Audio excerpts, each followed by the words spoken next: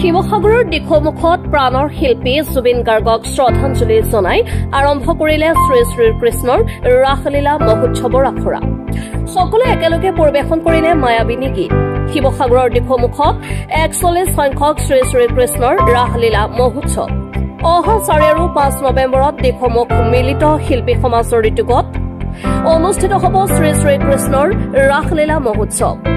পুৱাৰ পৰা নিশালৈ আখৰাত ব্যস্ত শিল্পীসকল।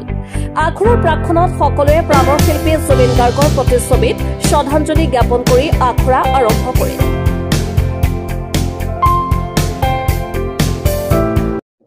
মায়াবিনী রাতের বগত দেখা পালো তোমার ছবি, ধরা দিলা গোপনে আহি হিয়ার কোনা।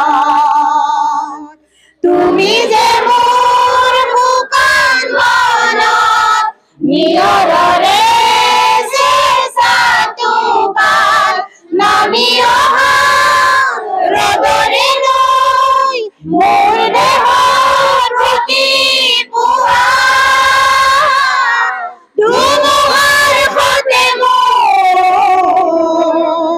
বহু যুগৰে নাচোন, এবাৰো সঁচা মোৰ বহু দিনৰে আপোন। প্ৰথম শ্ৰদ্ধা জনাইছোঁ আপোনালোকৰ নিশ্চয়। ইমান বছৰ কৰি আছোঁ যদিও এইবাৰ অলপ ব্যতিক্ৰম হৈছে। কথাটো হৈছে আমাৰ হিয়াৰ মঠু জুবিন গাৰ্গ যিহেতু তেওঁ সংসাৰৰ পৰা নাইকিয়া হ'ল, গতিকে আমি সেইকাৰণে তেখেতক প্ৰথম সকলো আমাৰ শিল্পী আহি পেলাই শিল্পীসকলক কলা কৌশলী আমি সকলো সমবেত হৈ প্ৰথম জুবিন গাৰ্গৰ প্ৰতিচ্ছবিত মাল্যাৰ্পণ কৰি তেওঁলৈ শ্ৰদ্ধাঞ্জলি জনাইহে আমি আমাৰ আখৰা আৰম্ভ কৰোঁ। সেয়াই আৰু প্ৰথমতে গুৰুজনলৈ সেৱা জনাইছোঁ আৰু ইয়াৰ পাছতে অসমীয়াৰ হিয়াৰ মঠু যুৱজয়ী শিল্পী আমাৰ প্ৰাণৰ শিল্পী জুবিন গাৰ্গদেৱলৈ আমি আমাৰ শ্ৰদ্ধা নিবেদন কৰিছোঁ।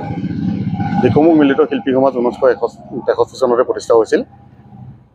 অসমৰ প্ৰথম শ্বহীদ সাংবাদিক কমলানন্দ শইকীয়াদেৱে তেখেতৰ প্ৰচেষ্টাত কেইবাজনো দিখৌমুখৰ প্ৰাতস্মৰণীয় ব্যক্তিৰ সহযোগত দিখৌমুখ মিলিত শিল্পী সমাজ প্ৰতিষ্ঠা হ'ল।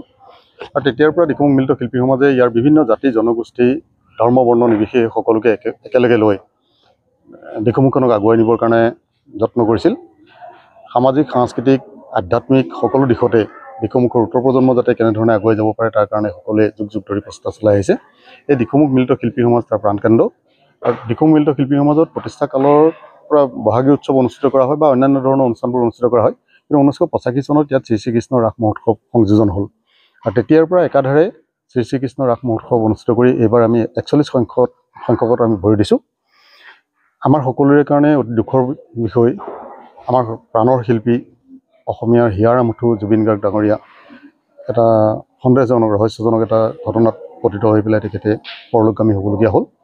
আৰু এইবাৰ যোৱাবাৰ যিটো ৰাসৰ উৎসাহ আৰু উদ্দীপনা আছিল, তেখেতৰ মহাপ্ৰয়াণৰ পাছত সমগ্ৰ অসমতে আৰু এই দিখৌমুখতো শোকৰ ছাঁ পৰিছে। অনুষ্ঠানটো যেনেধৰণে জাকজমককৈ আমি অনুষ্ঠিত কৰাৰ চিন্তা চৰ্চা আগতেই আছিল, গতিকে ইয়াত কিছু পৰিমাণে হ'লেও ম্লান হৈছে। তথাপিতো শিল্পীজনৰ প্ৰতি আমি দিখৌমুখবাসীয়ে শ্ৰদ্ধা জনাই আহিছোঁ।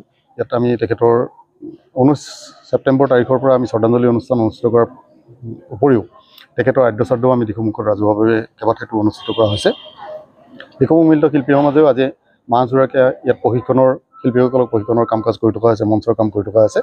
কিন্তু কাম কৰিবলৈ যোৱাৰ প্ৰাক মুহূৰ্তত বা অখৰা কৰাৰ প্ৰাক মুহূৰ্তত ইয়াৰ যিসকল শিল্পী শিকাৰু যিসকল আছে তেখেতলোকেও জুবিন গাৰ্গৰ প্ৰতিচ্ছবিত শ্ৰদ্ধা নিবেদন কৰিহে আমাৰ অনুষ্ঠানলৈ আগবাঢ়ি যায়। আমাৰ কৰ্মকৰ্তাসকল শিল্পীসকল বা যিসকলে শিকি আছে শিকাৰু সকলোৱে তেখেতৰ প্ৰতি শ্ৰদ্ধা নিবেদন কৰিছে।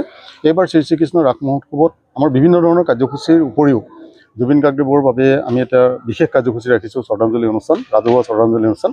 এই অনুষ্ঠানটো শুভাৰম্ভ কৰিব আনন্দৰাম ঢেকিয়াল ফুকন মহাবিদ্যালয় নগাঁৱৰ মাননীয় অধ্যক্ষ সদানন্দ পায়েং ডাঙৰীয়া, ডক্টৰ সদানন্দ পায়েং ডাঙৰীয়া। তাৰোপৰি গধূলিলৈ যে আমাৰ শ্ৰী শ্ৰীকৃষ্ণ ৰাস মহোৎসৱ হ'ব, এই ৰাস মহোৎসৱৰ মাজতে আমি এটি বিশেষ কাৰ্যসূচী আমি গ্ৰহণ কৰিছোঁ। সেই কাৰ্যসূচীটো আমি পৰৱৰ্তী পৰ্যায়ত আমি ৰাজহুৱা কৰিম বা সেই অনুষ্ঠানটো অনুষ্ঠিত হ'লে সকলোৱে প্ৰত্যক্ষ কৰিব। 2 দিনৰ ৰাসৰ কাৰ্যসূচীত 4 আৰু 5 নৱেম্বৰ 2 দিনৰ ৰাসৰ কাৰ্যসূচীতে তেখেতলৈ আমাৰ শ্ৰদ্ধাঞ্জলি থাকিব। এইবাৰ বিগত সময়বোৰত আমাৰ যিটো উৎসাহ উদ্দীপনা আছিলে, বিশেষকৈ নতুন প্ৰজন্মৰ যিসকল আমাৰ কৰ্মকৰ্তা বা শিল্পী কলা কুশলী আছিল, তেখেতলোকৰ আগৰ যি উৎসাহ আৰু উদ্দীপনা আছিল, এইবাৰ কিন্তু যথেষ্ট ম্লান আমি দেখিছোঁ।